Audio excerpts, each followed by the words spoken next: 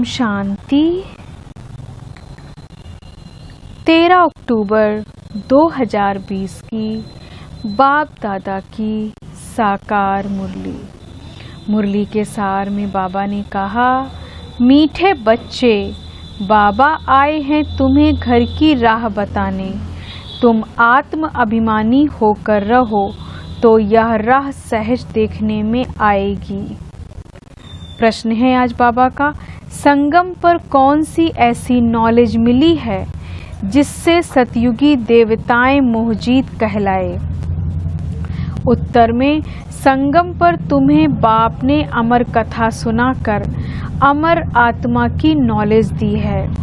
ज्ञान मिला या अविनाशी बना बनाया ड्रामा है। हर एक आत्मा अपना अपना पार्ट बजाती है। वह एक शरीर छोड़ दूसरा लेती है। इसमें रोने की बात नहीं।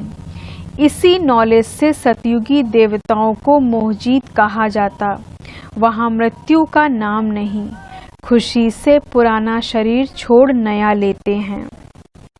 गीत है आज का, नयनहीन को राह दिखाओ प्रभु। अब मुरली विस्तार से। ओम शांति। मीठे मीठे रूहानी बच्चों प्रति रूहानी बाप कहते हैं कि राह तो दिखलाता हूँ, परंतु पहले अपने को आत्मा निश्चय कर बैठो। देही अभिमानी होकर बैठो तो फिर तुमको राह बहुत सहज देखने में आएगी। भक्ति मार्ग में आधा कल्प ठोकरें खाई हैं। भक्ति मार्ग की अथाह सामग्री है। अब बाप ने समझाया है, बेहद का बाप एक ही है। बाप कहते हैं, तुमको रास्ता बता रहा हूँ। दुनिया को यह भी पता नहीं कौन सा रास्ता बताते हैं। मुक्ति जीवन मुक्ति, गति सद्गति का मुक्ति कहा जाता है शांति धाम को। आत्मा शरीर बगैर कुछ भी बोल नहीं सकती। कर्मेंद्रियों द्वारा ही आवाज होता है। मुख से आवाज होता है। मुख ना हो तो आवाज कहाँ से आएगा। आत्मा को यह कर्मेंद्रियां मिली हैं कर्म करने के लिए। रावण राज्य में तुम विकर्म करते हो। यह विकर्म छीछी कर्म हो जाते हैं। सतयुग में रावण ही नहीं तो कर्म अकर्म हो जाते। वहाँ 5 विकार होते नहीं। उसको कहा जाता है स्वर्ग। भारतवासी स्वर्गवासी थे, अब फिर कहेंगे नरकवासी। विषय वैतरणी नदी में गोता खाते रहते हैं। सब एक दो को दुख देते रहते हैं। अब कहते हैं, बाबा ऐसी जगह ले चलो जहाँ दुख का नाम ना हो। वह तो भारत जब स्वर्ग था तब दुख का नाम नहीं था। स्वर्ग से नरक में आए हैं, अब फिर स्वर्ग में जाना है। यह खेल है। बाप ही बच्चों को बैठ समझाते हैं। सच्चा सच्चा सत्संग यह है। तुम यहाँ सतबाप को याद करते हो, वही ऊंचते ऊंच भगवान है। वह है रचता, उनसे वर्षा मिलता। बाप ही बच्चों को वर्षा देंगे। हद का बाप होते हुए भी फिर याद करते हैं, हे भगवान, हे परमपिता परमात्मा रहम करो। भक्ति मार्ग में धक्के खाते खाते हैरान हो गए हैं। कहते हैं, हे बाबा, हमको सुख शांति का वर्षा दो। यह तो बाप ही दे सकते हैं, सो भी 21 जन्म के लिए हिसाब करना है। सतयुग में जब इनका राज्य था तो जरूर थोड़े मनुष्य होंगे। एक धर्म था, एक ही रजाई थी। उनको कहा जाता है स्वर्ग सुखधाम। नई दुनिया को कहा जाता है सतो प्रधान। पुरानी को तमो प्रधान कहेंगे। हर एक चीज पहले सतो प्रधान फिर सतो रजो तमो में आती है। छोटे बच्चों को सतो प्रधान कहेंगे। छोटे बच्चों को महात्मा से भी ऊंच कहा जाता है। महात्माएं तो जन्म लेते फिर बड़े होकर विकारों का अनुभव करके घर बार छोड़ भागते हैं। छोटे बच्चों को तो विकारों का पता नहीं है, बिल्कुल इनोसेंट हैं, इसलिए महात्मा से भी ऊंच कहा जाता है। देवताओं की महिमा गाते हैं, सर्वगुण संपन्न। साधुओं की यह महिमा कभी नहीं करेंगे। बाप ने हिंसा और अहिंसा का अर्थ समझाया है। किसको मारना, किसको हिंसा कहा जाता है। सबसे बड़ी हिंसा है काम कटारी चलाना। देवताएं हिंसक नहीं होते, काम कटारी नहीं चलाते। बाप कहते हैं, अब मैं आया हूँ तुमको मनुष्य से देवता बनाने। देवता होते हैं सतयुग में। यहाँ कोई भी अपने को देवता कह नहीं सकते। समझते हैं हम नीच पापी विकारी हैं, फिर अपने को देवता कैसे कहेंगे। इसलिए हिंदू धर्म कह दिया है। वास्तव में आदि सनातन देवी देवता धर्म था। हिंदू तो हिंदुस्तान से निकला है, उन्होंने फिर हिंदू धर्म कह दिया। तुम कहेंगे हम देवता धर्म के हैं, तो भी हिंदू में लगा देंगे। कहेंगे हमारे पास कॉलम ही हिंदू धर्म का है।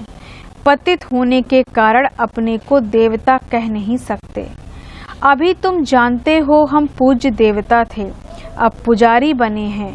पूजा भी पहले सिर्फ शिव की करते हैं, फिर व्यभिचारी पुजारी बने। बाप एक है, उनसे वर्षा मिलता है। बाकी तो अनेक प्रकार की देवियां आदि हैं, उनसे कोई वर्षा नहीं मिलता है। इस ब्रह्मा से भी तुमको वर्षा नहीं मिलता। एक है निराकारी बाप, दूसरा है साकारी बाप। साकारी बाप होते हुए भी हे भगवान, हे परमपिता कहते रहते हैं। लौकिक बाप को ऐसे नहीं कहेंगे तो वर्षा बाप से मिलता है। पति और पत्नी हाफ पार्टनर होते हैं तो उनको आधा हिस्सा मिलना चाहिए। पहले आधा उनका निकाल, बाकी आधा बच्चों को देना चाहिए। परंतु आजकल तो बच्चों को ही सारा धन दे देते हैं। कोई कोई का मोह बहुत होता है, समझते हैं हमारे मरने बाद बच्चा ही हकदार रहेगा। आजकल के बच्चे तो बाप के चले जाने पर माँ को पूछते भी नहीं।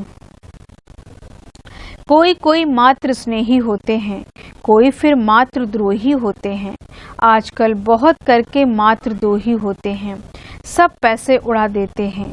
धर्म के बच्चे भी कोई कोई ऐसे निकल पड़ते हैं जो बहुत तंग करते हैं। अब बच्चों ने गीत सुना, कहते हैं बाबा हमको सुख का रास्ता बताओ, जहाँ चैन हो। रावण राज्य में तो सुख हो न सके, भक्ति मार्ग में तो इतना भी नहीं समझते कि शिव अलग है, शंकर अलग है। बस माथा टेकते रहो, शास्त्र पढ़ते रहो। अच्छा, इससे क्या मिलेगा? कुछ भी पता नहीं। सर्व के शांति का, सुख का दाता तो एक ही बाप है। सतयुग में सुख भी है तो शांति भी है। भारत में सुख शांति थी, अब नहीं है, इसलिए भक्ति करते दर दर धक्के खाते रहते हैं। अभी तुम जानते हो शांति धाम सुख धाम में ले जाने वाला एक ही बाप है। बाबा हम सिर्फ आपको ही याद करेंगे, आपसे ही वर्षा लेंगे। बाप कहते हैं देह सहित देह के सर्व संबंधों को भूल जाना है, एक बाप को याद करना है। आत्मा को यहाँ ही पवित्र बनना है। याद नहीं करेंगे तो फिर सजाएं खानी पड़ेंगी, पद भी भ्रष्ट हो जाएगा। इसलिए बाप कहते हैं याद की मेहनत करो। आत्माओं को समझाते हैं और कोई भी सत्संग आदि ऐसा नहीं होगा जहाँ ऐसे कहें हे रूहानी बच्चे या है रूहानी ज्ञान, जो रूहानी बाप से ही बच्चों को मिलता है। रूह अर्थात निराकार, शिव भी निराकार है ना। तुम्हारी आत्मा भी बिंदी है, बहुत छोटी, उनको कोई देख न सके सिवाय दिव्य दृष्टि के। दिव्य दृष्टि बाप ही देते हैं। भगत बैठ हनुमान गणेश आदि की पूजा करते हैं, अब उनका साक्षात्कार कैसे हो? बाप कहते हैं दिव्य दृष्टि दाता तो मैं ही हूँ। जो बहुत भक्ति करते हैं तो फिर मैं ही उनको साक्षात्कार कराता हूँ, परंतु इससे फायदा कुछ नहीं, सिर्फ खुश हो जाते हैं। पाप तो फिर भी करते हैं, मिलता कुछ भी नहीं। पढ़ाई बगैर कुछ बन थोड़े ही सकेंगे। देवताएं सर्वगुण संपन्न हैं, तुम भी ऐसे बनो ना। बाकी तो सब है भक्ति मार्ग का साक्षात्कार। सचमुच कृष्ण से झूलो, स्वर्ग में उनके साथ रहो, वह तो पढ़ाई पर हैं। जितना श्रीमत पर चलेंगे ऊंच पद पाएंगे। श्रीमत भगवान की गाई हुई है, कृष्ण की श्रीमत नहीं कहेंगे। परमपिता परमात्मा की श्रीमत से कृष्ण की आत्मा ने यह पद पाया है। तुम्हारी आत्मा भी देवता धर्म में थी, अर्थात कृष्ण के घराने में थी। भारतवासियों को यह पता नहीं है कि राधे कृष्ण आपस में क्या लगते थे। दोनों ही अलग अलग रजाई के थे। फिर स्वयंवर बाद लक्ष्मी नारायण बनते हैं। यह सब बातें बाप ही आकर समझाते हैं।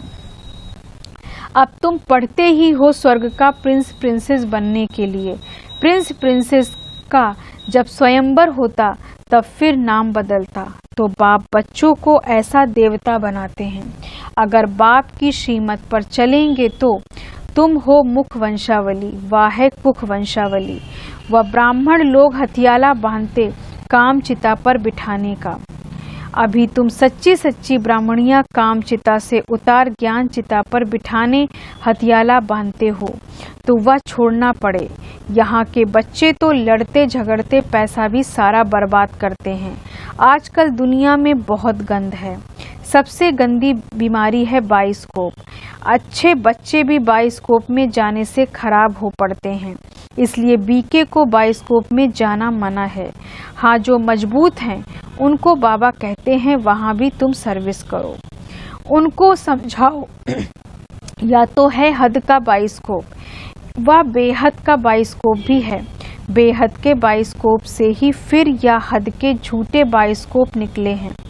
अभी तुम बच्चों को बाप ने समझाया है, मूल वतन जहाँ सभी आत्माएं रहती हैं, फिर बीच में सूक्ष्म वतन या है साकार वतन। खेल सारा यहाँ चलता है या चक्र फिरता ही रहता है।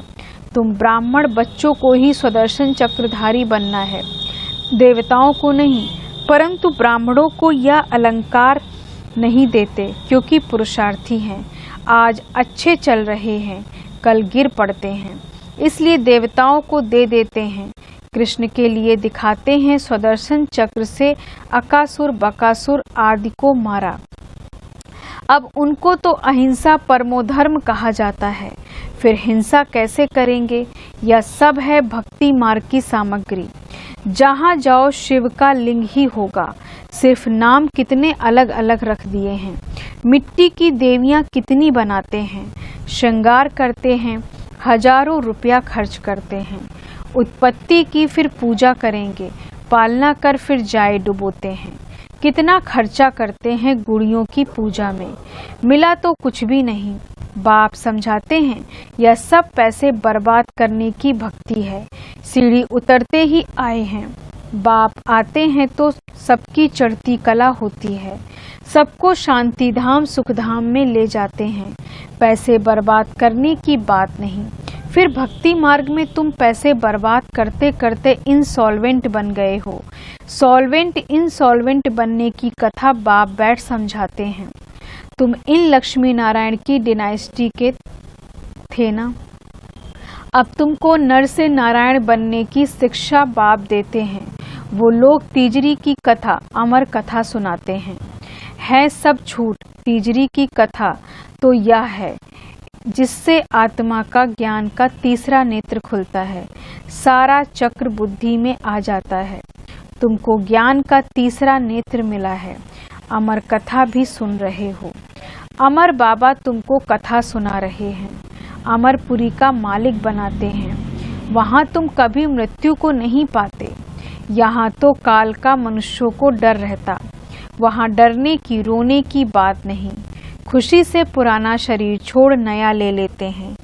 यहाँ कितना मनुष्य रोते हैं, या है ही रोने की दुनिया। बाप कहते हैं या तो बना बनाया ड्रामा है, हर एक अपना अपना पार्ट बजाते रहते हैं। यह देवताएं मोहजीत है ना, यहाँ तो दुनिया में अनेक गुरु हैं जिनकी अनेक मतें मिलती हैं, हर एक की मत अपनी। एक संतोषी देवी भी है जिसकी पूजा होती है। अब संतोषी देवियां तो सतयुग में हो सकती हैं, यहाँ कैसे हो सकती हैं? सतयुग में देवताएं सदैव संतुष्ट होते हैं। यहाँ तो कुछ न कुछ आस रहती है, वहाँ कोई आस नहीं होती। बाप सबको संतुष्ट कर देते हैं। तुम पदमपति बन जाते हो। कोई अप्राप्त वस्तु नहीं रहती जिसकी प्राप्ति की चिंता हो, वहाँ चिंता होती ही नहीं। बाप कहते हैं सर्व का सद्गति दाता तो मैं ही हूँ। तुम बच्चों को 21 जन्म के लिए खुशी ही खुशी देते हैं। ऐसे बाप को याद भी करना चाहिए। याद से ही तुम्हारे पाप भस्म होंगे और तुम सतो प्रधान बन जाएंगे। यह समझने की बातें हैं। जितना औरों को जास्ती समझाएंगे उतना प्रजा बनती जाएगी और ऊंच पद पाएंगे। यह कोई साधु आदि की कथा नहीं है। भगवान बैठ इनके मुख द्वारा समझाते हैं। अभी तुम संतुष्ट देवी देवता बन रहे हो। अभी तुमको व्रत भी रखना चाहिए, सदैव पवित्र रहने का, क्योंकि पावन दुनिया में जाना है तो पतित नहीं बनना है। बाप ने यह व्रत सिखाया है। मनुष्यों ने फिर अनेक प्रकार के व्रत बनाए हैं। अच्छा, मीठे मीठे सिक्की लदे बच्चों प्रति माता पिता बाप दादा का याद प्यार और गुड मॉर्निंग। रूहानी बाप की रूहानी बच्चों को नमस्ते। हम रूहानी बच्चों की रूहानी बाप दादा को गुड मॉर्निंग, नमस्ते नमस्ते नमस्ते। धारणा के लिए मुख्य सार। पहली पॉइंट, एक बाप की मत पर चल सदा संतुष्ट रह, संतोषी देवी बनना है। यहाँ कोई भी आस नहीं रखनी है। बाप से सर्व प्राप्तियां कर पदमपति बनना है। दूसरी पॉइंट, सबसे गंदा बनाने वाला बाइस्कोप सिनेमा है। तुम्हें बाइस्कोप देखने की मना है। तुम बहादुर हो तो हद और बेहद के बाइस्कोप का राज समझ दूसरों को समझाओ, सर्विस करो। वरदान है आज बाबा का, फुल स्टॉप की स्टेज द्वारा प्रकृति की हलचल को स्टॉप करने वाले प्रकृति पति भव। फुल स्टॉप की स्टेज द्वारा प्रकृति की हलचल को स्टॉप करने वाले प्रकृति पति भव। विस्तार से, वर्तमान समय हलचल बढ़ने का समय है। फाइनल पेपर में एक तरफ प्रकृति और दूसरी तरफ 5 विकारों का विकराल रूप होगा। तमोगुणी आत्माओं का वार और पुराने संस्कार सब लास्ट समय पर अपना चांस लेंगे। ऐसे समय पर समेटने की शक्ति द्वारा अभी अभी साकारी, अभी अभी आकारी और अभी अभी निराकारी स्थिति में स्थित होने का अभ्यास चाहिए। देखते हुए भी ना देखें, सुनते हुए भी ना सुनो। जब ऐसी फुल स्टॉप की स्टेज हो तब प्रकृति पति बन प्रकृति की हलचल को स्टॉप कर सकेंगे। स्लोगन है आज का, निर्विघ्न राज्य अधिकारी बनने के लिए निर्विघ्न सेवाधारी बनो। निर्विघ्न राज्य अधिकारी बनने के लिए निर्विघ्न सेवाधारी बनो। ओम शांति। धन्यवाद बाबा, धन्यवाद।